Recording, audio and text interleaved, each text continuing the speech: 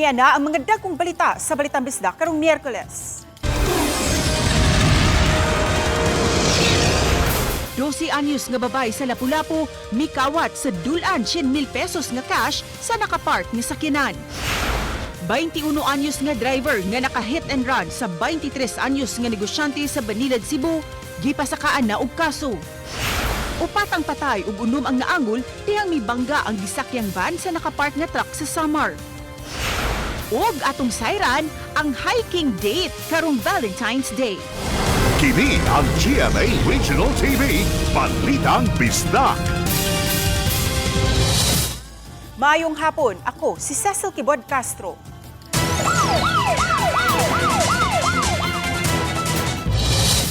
Gi-rescue sa mga personnel sa Gender and Development Office ang usa ka 12 anyos nga babay human kini gikatahong nanguha og dulan 100,000 pesos nga cash gikan sa usa ka sakyanan nga gipark sa usa ka dalan sa Lapu-Lapu City. Si Juan Mirundina sa report.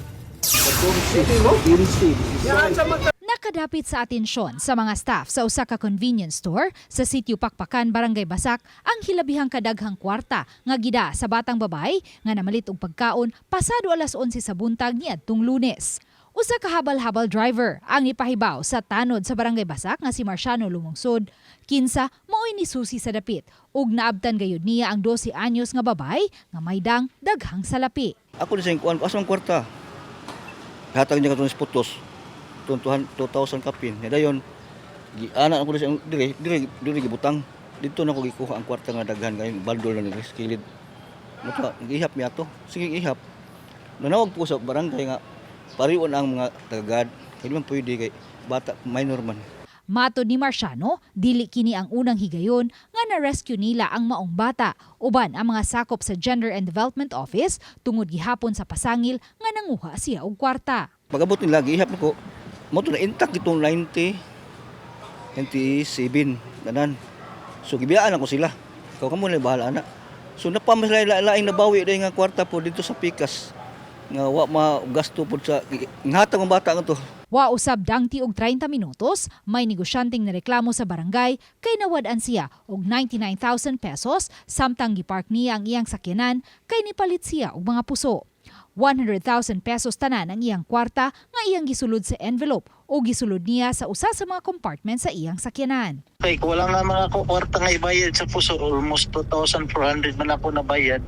Motong napagawas to siya na ako. Igo lang ko nagkuha sa 1,000 nga kulang sa 100K. Din karon igo lang ko nibayad. Pagbalik na ko, wala na. Kay sa atbang rasa iyang giparkingan ang tindahan nga mao iyang gipalitan og puso ni angkon siyang ni kumpiyansa ra siya ug wa niya gilak ang pultahan sa sakyanan. Pinaagi sa abag sa City Social Welfare Office na hinabi nila ang bata ug nasubay nga didto sa sakyanan si negosyante nakuha ang dulan sa 100,000 pesos nga cash. Matod ni Nicole Digamo, ang social worker nga mo'y ni-assess sa sitwasyon sa bata, nahimo na nila kining kliyente niadto pang nilabay Nobyembre tungod gihapon sa pagpangawat. Gipaubos na nila kini sa community-based intervention apan human sa duha ka sesyon wa na mobalik ang bata. Tungod gyud sa kalisod, so nakita gyud sa bata nga lisod sila, wala sila makaon. Na-interview man ni namo ang bata ato pag pinaka first pag gyud nga na-rescue siya is wala sila sudan, usahay, makakaon siguro sila sa usa ka adlaw, kaisa, kaduha. Unya, nakita gid sa bata ang ilahang kalisod ba niya. Ang iyahang way nga makatabang siya sa iyang ginikanan is maura gid ni ang pagpanguha. Ikaduha, sa 8 ka managsuon ang minor de edad nga suspitsado. Ang ilang amahan kinsa usa ka construction worker nagumon usab sa bisyo. Subay niini, gikatakdang ipaubos sa behavioral assessment ang minor de edad nga suspitsado karong Pebrero 23. Center-based na mo siya nga intervention.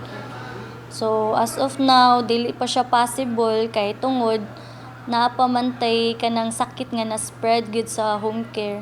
So, i-prevent lang sa gid namo na matakdan pud ang bata didto. Samtang gihangup usab sa negosyante ang paspas nga aksyon sa Barangay Basak ug nauli gayud ang iyang nawang salapi. Siyempre, nalipay gid ko. Pag ibaw na ko, lupad ako espiritu. Kaya ingana lang kadali. Uban ni Marlon Malgazo, Luan Merondina, Balitang Bisdak. Ipadayon na ang pagtukod sa Cebu City Medical Center. Subli kining gisubhan kaganang buntag, isip timaan sa pagpadayon sa pagtrabaho sa maong proyekto. Ano ang report ni Fem Ridumabo? Human nga gipahunong kini sa niaging tuig ni Cebu City Mayor Mr. Archival aron sa pagsiguro sa mga technical plans ni ini. Karong adlaw, gipadayon na ang pagpatrabaho sa Phase 5. Sa pagpadayon sa Phase 5, diwaso ng 4th floor hangtod na sa 7th floor. Gipahigayon ang hamubong seremonyas nga gisugdan sa hamubo nga pag-ampo ug pagbindisyon sa tibuok 5th floor. Ug ang seremonyal nga pag-on sa mixer hangtod na sa pagbubo sa semento. Gigahina ng proyekto og 700 billion pesos nga gilantawan nga matapos karong Disyembre. Considering that it was a campaign promise, people are asking me, where is it? Where is it? It has been about 6 months and you haven't moved. So now it's the time that it's there. I was able to prove that although it's late, it's there. Gikan sa 150 bed capacity, plano sa Dakbayan nga himuong 400 ngadto sa 500 bed capacity ang CCMC aron makaserbisyo sa mas daghan nga mga taga-Dakbayan sa Sugbo. Tinguha sa kagamhanan nga mahumandayon ang CCMC aron makapatuman na usab kini sa zero balance billing nga programa sa national government. Tingwa usab kay sunod ni Mayor Mr. Archival ang pag-usab sa unang andana hangtod na sa ikatulong andana nga mutukma sa disenyo sa usa ka tambalanan.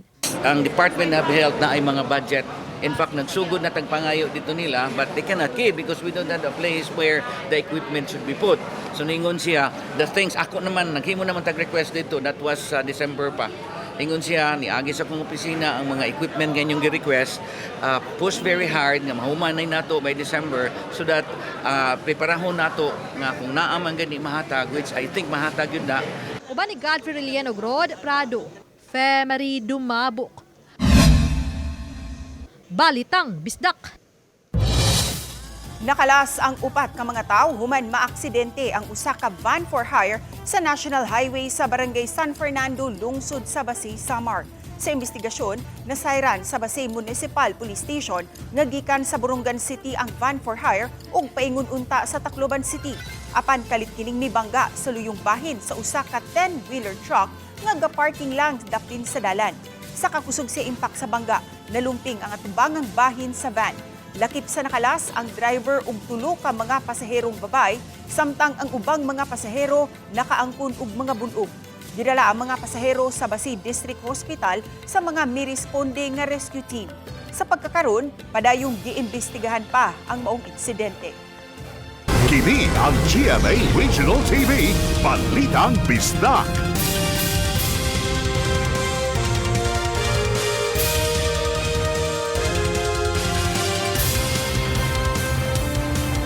Kini ang GMA Regional TV, Balitang Bisdak. Gikumpirmar sa Cebu Police Provincial Office kung CPPO nga nakadawat sila og kasayuran mahitungod sa hulga sa kinabuhi ni Gobernadora Pamela Baricuatro. Tungod ni ini, gipahugtan pa ang seguridad sa gobernadora, apil ang pamilya ni ini. Gani nihatag og augmentation ang CPPO sa iyang security detail. Nakig-alayo na usab ang kapulisan sa ubang ahensya aron masiguro ang kaluwasan sa gobernadora. Diin giseryoso nila ang hulga sa kinabuhi ni ini. Una nang gibutyag ni Governor Pamela ang nadawat niya nga pagpanghulga, apan matud pa wala siya mahadlok ug mupadayon sa iyang pagserbisyo sa katawhan. With this information, a threat to the life of a sitting governor, we ask clearance from our regional director, Police Brigadier General Enrico Maranan, for an augmentation. So there's already an augmentation as part of our enhancement of the security of the governor. We also conducted our security survey inspection to the Capitol. Miduso og 15 ka mga priority project ang Mandawi City LGU sa Regional Development Council. Tinguha nila nga maimplementar kini sa Dakbayan. Gibana-bana nga mobalor og 3 billion pesos kining tanan. Gipresentar na kini sa Mandawi LGU officials at tubangan sa Regional Development Council meeting. Gibihigayon ang meeting og consultation dito sa House of Representatives kung diin gikonsulta ang mga LGU sa Cebu ug Bohol sa mga priority projects nga gusto nila. Nang hinaot ang Mandawi nga maabagan sila sa mga proyekto para mapatuman kini. Sa lungsod sa Bulhoon, lisod ang pagtabok sa suba kung grabe kataas ang level sa tubig. Apan, pipila ka mga residente, musungasong gihapon, bisan peligro, makatabok lang sa unahang bahin. Ano ang report ni Nico Sereno?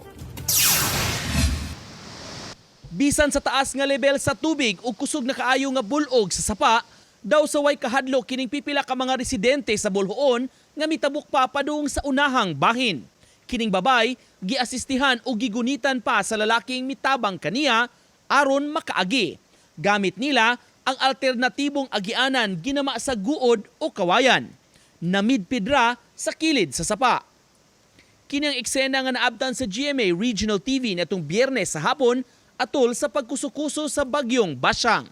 Tungod sa uwan, mitaas na ang level sa Lusapon River ni adto higayuna. Ang mga taga-municipal DRRM personnel uban ang kapulisan nagroving sa dapit ug nagpahimangno sa mga residente. Labi na katong taga-sitio Kalimang sa barangay Poblasyon nga sa bukid na lang muagi, inay sa suba mismo kay delikado na pag-ayo.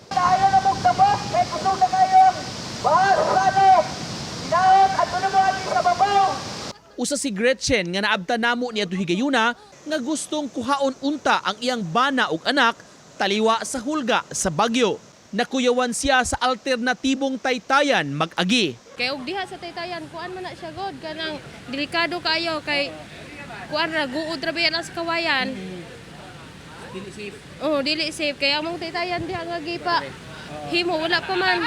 Makita hinuon sa dapit nga duna nay gitrabaho nga bag-ong konkretong taytayan apan wala pa kini nahuman. Puli kini sa daang taytayan sa dapit nga nabanlas ni atong 2021. Naman to'y taytayan diri sir, nagamay. Unya, Na wash out. na wash out. Oh. Atong pagkuna udet Oh, pag-udet. Oh, bago na po ni siya ang gi-construct sir. Uban ni Cleofer Lumayag ug Philip Patricio, Nico Sereno. Balitang Bisdak. Kini ang GMA Regional TV, Balitang Bisdak.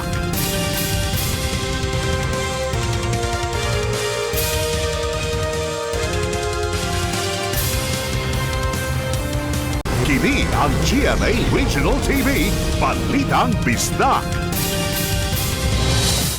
Patay ang usa ka batan-ong negosyante humandas magi sa usa ka sakyanan nga kusog kaayo ang pagpadagan sa Barangay Banilad, Cebu City. Ano ang report ni Fem Dumabo? Sa wala pang maong insidente, unang gitumbok ang pagkalambigit og vehicular accident sa silver nga SUV nga gimaniho sa 21 anyos nga si Sean Andrew Pajarillo. Nahitabo kini nitong Pebrero 8 pasado alas 12 sa tungang gabi. Diha sa Dan Maria Luisa sa Barangay Banilad, Dakbayan sa Subo. Diin na hit and run kining sedan nga nakaparada lang haduol sa dapit. Sa pagsibat niini, kusog ang padagan sa suspitsado, hangtod nga naabot kini sa lugar. Din iyang gihit and run usab ang 23 anyos nga si Kingston Ralph Cocheng, usa ka negosyante. Kinsa naglakaw lang sa sidewalk nitong higayuna kuyog ang iyang higala. Dinhi matod pa naglakaw ang biktima kuyog sa iyang higala sa dihang kalit kini nga gidasmagan sa kusog kay nagpadagan nga sakyanan nga gimaniho sa 21 anyos nga suspitsado. Tungod sa impact ang biktima ang nalagpot niadtong poste nga di na dunay daghang mga bulak karon ug tungod sa grabing impact nakaangkon kini og grabing kadaot siyang panlawas o mga injuries hinungdan matud pa sa kamatayon sa biktima. Naing kalit og buto diya sir tapos naing gawas nga sakyanan kusugin dagan wala mihunong din. Pagtanaw nako diya sir nay tawo nga natumba. Otong giduol nako. Tanaw nako sir mamontong tawo nga nabanggaan. Pero nabuhat na ito yung ulo sir na nay damage yung ulo. Nipadayon pa sa pagsibat ang suspitsado ug kusog matud paghihapon ang padagan niini nga mo'y hinungdan nga nalimbuwad ang sakyanan niini. Sa pagkakaron naka-hospital arrest ang suspitsado. Giulagway ang biktima nga maayo kaayo nga tawo. O gani napuno sa mga bulak kining lugar diin nalagpot ang biktima. Isip pagyukbo ngadto kaniya. Si Cebu City Mayor Mr. Archival kinsa niduaw sa haya sa biktima kagabi. Mipadayag nga dili lang ang pamilya sa biktima ang nanawagan og gustisya. Apan lakip na ang mga higala ug nakaila sa biktima. Langawang mangdo sa ni na George gabi because kuyog man may ginanako whatever is in there which is correct, you should be very transparent. It's not only the family but the friends and the people of Cebu is calling for justice. Mao jud nay akong na-feel karon. Matod ni Archival nga iyang nasuta nga rason nga nagnegatibo sa liquor test ang suspitsado. Kay 12 ka oras na kini sa pribadong tambalanan. Una pa kini nakuha sa mga pulis aron mapaubos sa test. Giangkon usab sa mayor nga walay breath analyzer ang Cebu City Medical Center. Ug tungod niini nagtinguha nga mopalit ang dakbayan. Katong usa nga nakadasmag niadto sa ospital and pag-abot sa ospital of course nigawas nga the moment kay moadto ka na sa ospital ang custody ana sa ospital. And the reports were sent to me that ang atong pulis niadto sa hospital, of course, di good sila maka kit custody because daan naman na under influence ba sa liquor. But eventually, dinhi sa ato, wala man gihapon. Di ba, man tayo ana. So, dinhi sa Tibuok Cebu, atong naibawaan, wala di tayo equipment nga ni ana. Okay? Now, the best thing that we could do right now, being lessons learned, we need to have that. It's not the police nga nihatag og certification. It's ang doktor nato sa CCMC. Samtang mipadangat usab sa ilang pahasubo ang Cebu Chamber of Commerce and Industry sa gidangatan sa batanong magpapatigayon. Dungan sa panawagan sa dinaliang pagkabot sa hustisya ug nga mas solusyonan ang dugay na nga problema sa road safety policy, enforcement ug infrastructure sa dakbayan sa Subo. Kasong reckless imprudence resulting in homicide ang napasaka na batok sa suspitsado kagahapon. Samtang nasettle na matod pa ang kaso niini sa naunang nadasmagan nga sakyanan.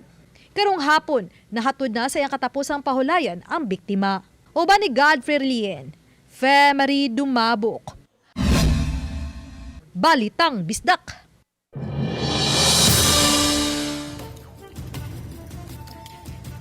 Ning mga orasa, sayra nato ang kalambuan sa kaso ni Albuera Mayor Kerwin Espinosa, minaagi sa live report ni Nico Sereno. Nico? Yes, karon lang yung hapon breaking news kini gi-release na gikan sa Cebu City Jail si Albuera Leyte Mayor Kerwin Espinosa. Pasado las 4 karong hapon naabdan sa GMA Regional TV nga naglakaw si Mayor Espinosa gikan sa compound sa Cebu City Jail Annex Dormitory para sa mga male inmates sa pagkakaroon ses. Bit-bit ni Mayor Espinosa yung kaubanan ang release order gikan sa korte. Sa impormasyon nga nakuha sa GMA Integrated News, dunay 2-page order nga giluwatan sa Cebu City Regional Trial Court nga nag-recall o nag-set aside sa unang arrest warrant nga gi-issue nila batok kang Mayor Espinosa. Og laing duha pa ka makaubanan. Gumikan kini sa murder case nga giatubang sa maong opisyal. Gipasabot sa korte nga human sa ilang gihimo nga re-evaluation sa records sa kaso, ang korte dinhi sa Sugbo nasuta nga wala sila jurisdiction o authority nga mo-try o muhiring sa maong kaso sang litwa kini mahitabo dinhi sa Sugbo. Nasayram sa nato karong hapon ses gikan sa kadagkuan sa Cebu City Jail nga gi-process nila ang release order ni Mayor Espinosa. Sanglit karon naman sa adlaw gyud nadawat nila ang kamanduan sa korte kabahin niini. Dihang gisuwayan nato pag-interview karong hapon sa iyang pagawas sa detention facility si Mayor Kerwin mihatag siya og hamubo nga pamahayag atong paminawon. Nagpasalamat ko nga gipaminaw akong pagampo sa Ginoo kay wala gyud koy salaan ning hitabo. Buot pa unta nato ses kamukuha og dugang pang pamahayag gikan sa mayor duntay mga pangutana kabahin niya labi na unsay umaabot pa nila nga plano apan nagdumili na sila pag-issue og pamahayag ug bidiretso na sa paglakaw human sa iyang release karon lang yung hapon. Ses? Dagang salamat, Nico Sereno. Pinangga sa apo ang iyang 88 anyos nga lola human kinigi libre ug laag sa Boracay. Sa video ni News Cooper John Carlo Baleda, nalingaw ang iyang lola sa kaanyag sa White Sand Beach sa Bora. Game usab si lola nga nag-swimming sa crystal clear waters. Na-enjoy usab ni lola ang pagsuroy sa Bora. Matud ni John, iyang uyab unta ang iyang isuroy sa iyang birthday. Apan wa kini madayon, hinungdan nga ang iyang lola ang iyang gidala sa Bora. Usa kini sa iyahang memorable birthday celebrations.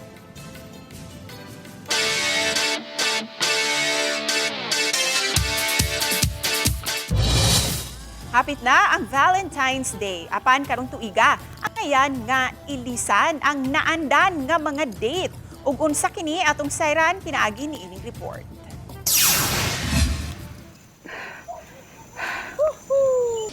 Imbis nga kandila og aircon, presko nga hangin ug talan-awon sa kabukiran. Ang hiking dili lang makapakilig, makapahimsog pagyud. Murag combo meal, exercise na, banding pa. Unya libre pa ang view nga mas nindot pa sa wallpaper. Gawas nga romantic, himsog usab kini nga paagi sa pag-celebrate kay makatabang kini sa kasing-kasing, makapawala sa stress ug makahatag og bagong memories nga dili mapalit sa mahal nga regalo. Apan dili lang kay pakyut ang hiking. Tulog ka outdoor enthusiast ang mihatag og sweet pero seryoso nga rason nganong kailangan ka mag-hike inig ka Valentine's Day. But why not try dating? Hiking outdoors, kamulan duha. Not with a group. With a group, wala nang suspense, wala nang sacredness of your dating setup, no? Makita sad nimo ang true personality sa imong ka-date. Through your journey together sa pag-hiking, kung unsa siya ka-patient, ka-supportive, o unsa siya ka-positive, bisan sa kakapoy. Kay mas mulutaw ang good ang tinuod nga personalidad sa usa ka tawo kung naa siya outdoors. And mas dali nimo mabantayan ang mga red flags. Reklamador ba, yaw-yawan ba, o kaha tapulan ba. O siyempre, mas makita sa nimo og mulutaw ang iyang tinuod nga personality kung matinabangon ba siya nimo, musuporta ba, o mualalay ba, o asa pa ka ana, hike na. Busa karong Valentine's, sulayi ang lahi nga kilig, nga naay lakaw, naay hangin sa buhok, og naay ako nalay dala si mong bagbe, dada ang tubig, snacks, first aid, og syempre ang imong favorite nga tao. Apan mga langga, ani ay sweet reminder nga kung mag-ulan sa kabukiran, ayaw na lang pugsa ang pa-cute nga adventure.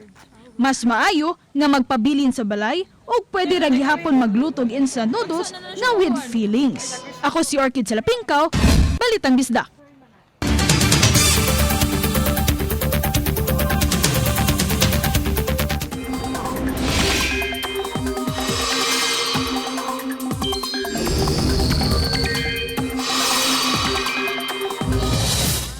Wala pa'y nabantayan, dautang panahon. Apan taliwa ni ini, uwanon gihapon ang ubang lugar sa nasud. Tungon gihapon kini sa shear line nga nakaapekto sa Kabisayan ug sa ubang lugar sa Mindanao. Amihan usab ang nakaapekto karon sa Luzon.